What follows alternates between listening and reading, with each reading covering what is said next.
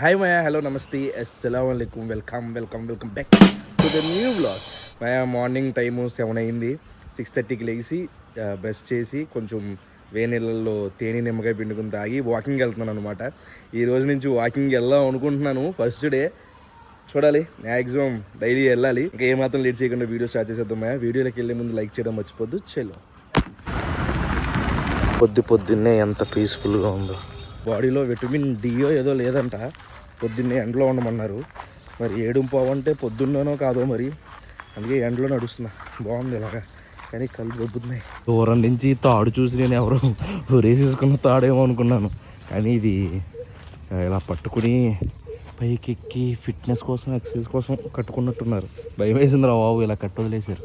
ఇప్పుడే కూర్చున్నా, అక్కడి నుంచి మొత్తం ఆ చివరి వరకు ఇక్కడ దాకా అలాగ మొత్తం 4 రౌండ్లు వేసి, ఆ పిల్లలు అక్కడ క్రికెట్ ఆడుతున్నారు, వెళ్ళి ఆడాలనిపిస్తుంది. కానీ నేను ఏ టీంలో ఆడితే ఆ టీం ఓడిపోయి, అందుకే వెళ్ళట్లేదు. మళ్ళీ నన్ను తిట్టుకుంటారు. నా దరిద్రం నాకు తెలిసి కూడా వాళ్ళకి అంటించడం అవసరమా? కొట్టరా, కొట్టు నాకన్నా పెద్ద ఆటగాళ్ళ ఉన్నాడు. రేపటి నుంచి 7:30కి కాదు, అట్లీస్ట్ 7 కల్లా మొత్తం కంప్లీట్ చేసుకోవాలి, లేగాలి. ఇప్పుడే రూమ్కి వచ్చా, ఇటు చూడండి. రే బాబు లేగరా, పొద్దున్నే లెగడం నేర్చుకోరా. పొద్దున్నే లెగండి రా బాబు. లేచి వాకింగ్ చేస్తే కొంచెం ఆరోగ్యంగా ఉంటారు. మా ఇంటికి మా ఫ్రెండ్స్ వచ్చారు, చెన్నై ముంబై మ్యాచ్ కదా. ఏదో వాళ్ళు రావడం వల్ల చూడండి ఎన్ని గిన్నెలు ఉన్నాయో. ఇప్పుడు ఇవన్నీ క్లీన్ చేయాలి.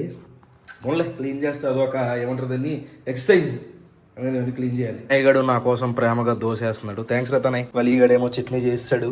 ఈ మధ్యన టిఫిన్ స్టార్ట్ చేసానులే, టిఫిన్ తిన్నాం 2 రోజుల నుంచి. టిఫిన్ తిన్నాం మానొద్దని చెప్పాడు డాక్టరు. ఇప్పుడే టిఫిన్ తినేసా.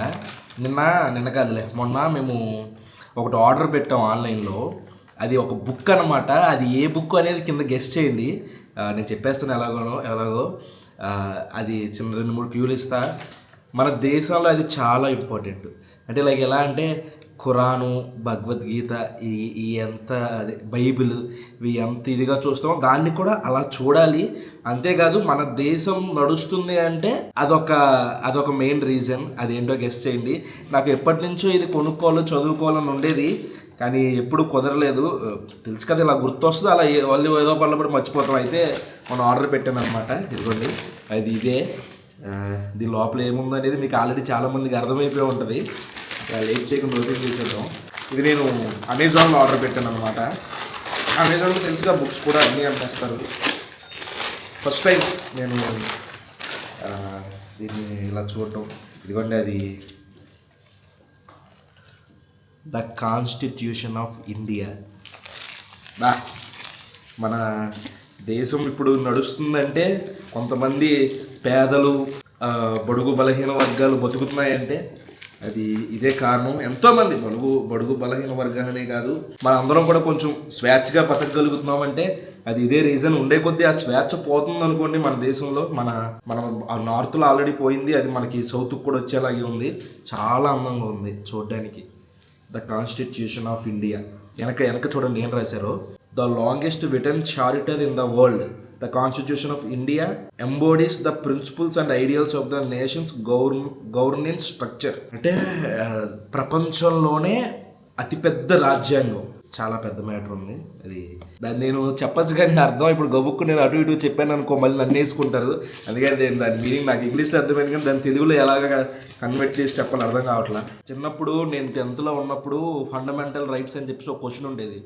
అది సైడ్ హెడ్డింగ్స్ ఉంటాయి, అవి పట్టేసి రాస్తూ ఉండి. దాని గురించి నాకు అప్పట్లో తెలిసేది కాదు.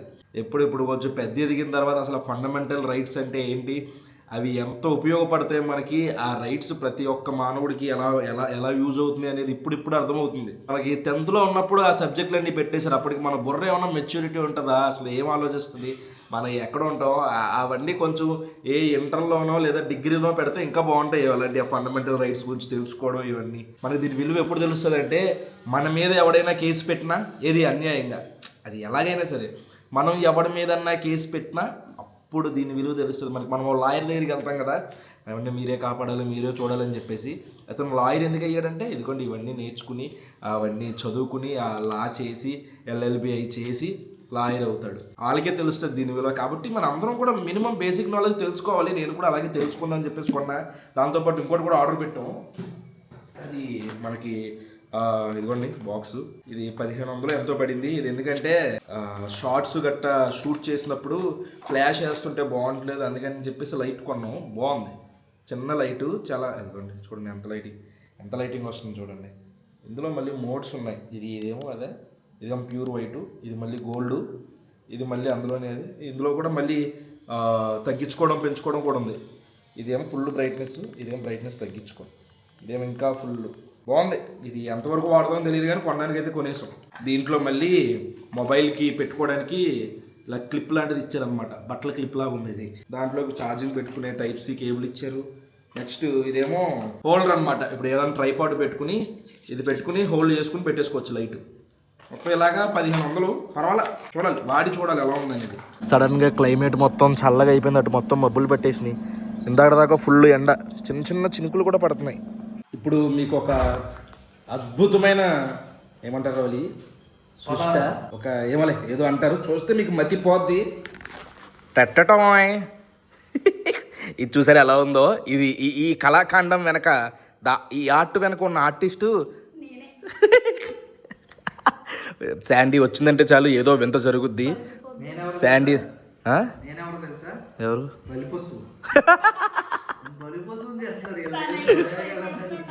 శాండీ తన ఛానల్ కోసం వీడియో చేసుకుందనమాట వచ్చి. అసలు చూడండి ఆర్ట్ చూడండి శాండీ. అసలు నువ్వు హోటల్ మేనేజ్మెంట్ చేయాల్సిందానివి, చేసేసండి. అసలు ఏంటి టాలెంట్ ఏంటి, టేస్ట్ చూడరావాలి. ఇంకో హైలైట్ ఏం జరిగింది తెలుసా? రత్నదీప్కి వెళ్ళాం. పుచ్చకాయ ఉంది, పుచ్చకాయ పక్కన ఇది ఉంది. టైగర్ ఎల్లో కలర్ పుచ్చకాయ తీసుకుంది. తీరా తీసుకొచ్చిన తర్వాత లోపల కట్ చేస్తే ఇది గుమ్మడికాయ ఉన్నట్టుంది. దోసకాయ, ఇది ఒలిగిపోతుంది. దోసకాయో లేకపోతే ఏమంటారు కర్బూజానో. కర్బూజాలో ఉంది టేస్ట్. తాగ ఒకసారి, తాగరావాలి, ఏం కాదు.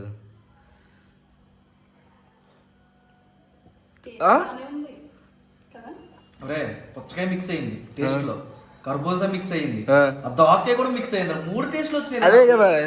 బేసిక్ ఇది ఏం చేసిందంటే ఇటు పక్క పార్ట్ కట్ చేసేసి లోపల మొత్తం స్పూన్ తీసేసి అది జ్యూస్ పట్టి మళ్ళీ ఇందులో వేసింది అనమాట. టేస్ట్ చూద్దాం. బాగుంది కదరా. నేను బాగాలేదనలా, 3 రకాల టేస్ట్లు వచ్చినాయిరా నాకు అంటున్నా. కొబ్బరి నీళ్ళలో ఉంది, ఇది కొబ్బరి నీళ్ళు యాడ్ అయింది. కొబ్బరి నీళ్ళలో ఉంది, పుచ్చకాయలా లేదు కానీ దోసకాయ కర్బూజాలో అయితే ఉంది. ఈ ఆర్ట్ నీ వల్లే సాధ్యం. వద్దుపట్టుకమ్మా, ఇది నువ్వే తాగు.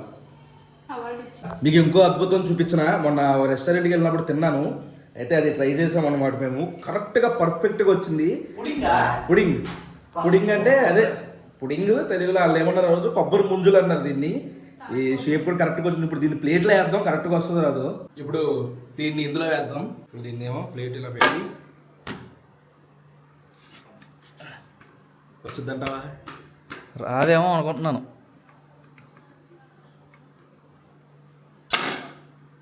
పైకెట్ సరిగ్గా చూపించు. రావట్లేదు. ఎడ్జస్ట్లో తీయాలి, మళ్ళీ తిప్పే, మళ్ళీ నార్మల్ చేసి. ఇప్పుడు చాకుతో కొంచెం కట్ చేసాం చుట్టూ. చూద్దాం, వచ్చేద్దనే అనుకుంటున్నాను. రాదంటావా? నువ్వు ఎందుకు దాన్ని అలా బాధ? ఏదది అది రావట్లేదు. ఇది ఇంకోసారి, నెక్స్ట్ ఇంకోటి. ఈసారి పక్క వచ్చేద్ది. అన్నిసార్లు లాగిన తర్వాత ఎందుకు రాదు? పక్క వచ్చేద్ది ఈసారి. అబ్బా దీన్ని రివర్స్లో తీసుకురావాలరా. చూడండి ఇది ఎలా వచ్చిందో చూడండి, ఎలా ఊగుతుందో జెల్లీలాగా. దీని రెసిపీ షార్ట్లో వస్తుంది, పెద్ద ఏం కష్టమేం కాదు, చాలా సింపుల్. అదేదో ఉంది చైనా గ్రాస్ అంట. ఆ చైనా గ్రాస్ని మరగబెట్టి తర్వాత అందులో పంచదార వేసి తర్వాత దానిలో ఏమంటారు దీన్ని కొబ్బరి నీళ్ళు వేసేసి మరగబెట్టి అందులో వేసేయాలి. అది షార్ట్లో వస్తుంది. గ్రాస్ అంటే పచ్చగా ఉంటుంది కదరా, తెల్లగా ఉంది ఏంటి? అది చైనా గ్రాస్. అది చైనా వాళ్ళు తెల్ల గ్రాసా? బాగుందిరా, లేత కొబ్బరి తిన్నట్టే ఉంది. మధ్యలో ఇది తగులుతూ. తాటి ముంజు చేశారా నిజంగా? తాటి ముంజు కాదురా నీ అబ్బా, ఈ కొబ్బరికాయది అవి కాదురా, ఈ జిల్లీ అంటే చైనా గ్రాసు వాటర్లో వేస్తే ఇలా అయిపోయింది. అంత ఫేక్ అయితే రెస్టారెంట్లో ఇచ్చేది. నిజంగా నువ్వు ఏ హెత్తరు అనుకుంటున్నావేంటి? పిచ్చోళ్ళ ఉన్నావేంట్రా. ఇప్పుడు వలీగా టేస్ట్ వస్తాడు. మోసం చేశారు. కానీ ఆ రోజు ఒక రోజు తిన్నా చాలా బాగా నచ్చింది. బాగుంది కానీ తెలిసిపోతుంది ఇది ఫేక్ అని. ఫేక్ అని అంటే గ్రాస్ అది తెలిసిపోయి అది తెలియలేదు అది మొన్న అక్కడ తెలియలా. అయితే ఏదో యాడ్ చేయాలి ఇందులో. ఇన్ని రోజులు గ్రాస్ అంటే గడ్డి అని మోసపోయాను నేను. ఇది గ్రాస్ కాదురా, ఇది గ్రాస్ అంటే గడ్డి అన్నారు కదరా నా చిన్నప్పుడు. ఇది గడ్డిలా లేదు, గడ్డి అది చైనా గడ్డి, చైనా గ్రాస్, చైనా గడ్డి, ఆర్టిఫిషియల్ గ్రాస్ ఇది. చేతులు ఆడుతున్నాం కిందకు వచ్చి. రే ఏంట్రా తెగాడేస్తున్నారు పోయి.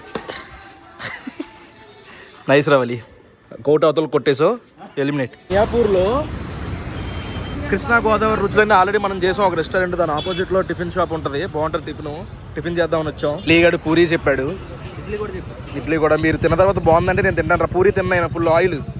టిఫిన్ ఏం తినరా, ఇంటికి వెళ్ళి ఏమైనా తింటా డైట్ ఫుడ్. ఆకులు అలములు ఏమైనా దొరికితే మరి ఎలా ఉంది చట్నీ? ఎలా ఉంది? మెయిన్ చట్నీ బాగుంటే పూరి బాగున్నట్టే.